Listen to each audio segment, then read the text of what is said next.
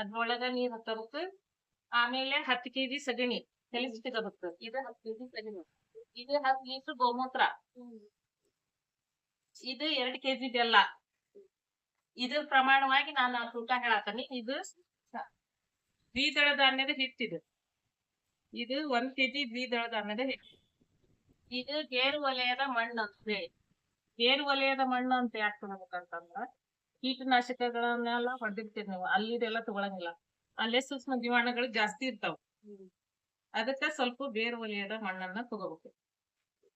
ಈಗ 200 ಲೀಟರ್ ಡ್ರಮ್ಮಿಗೆ ಈ ಸಗಣಿ ಹಾಕಿ 10 kg ಸಗಣಿ,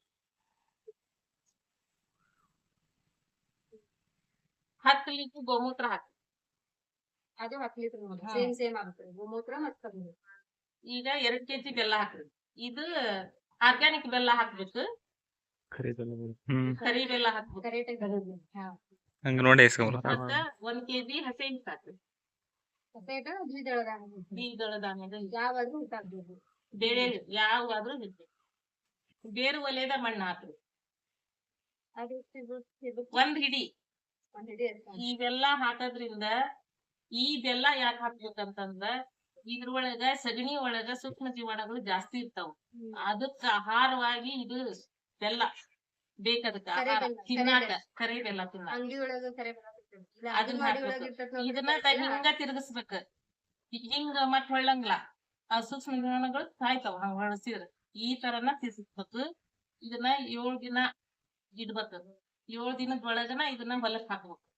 ಒಳಗ್ ಹಾಕ್ಬೇಕು. 7 ದಿನ ಆದ್ಮೇಲೆ ಹಾಕ್ಬೇಕು.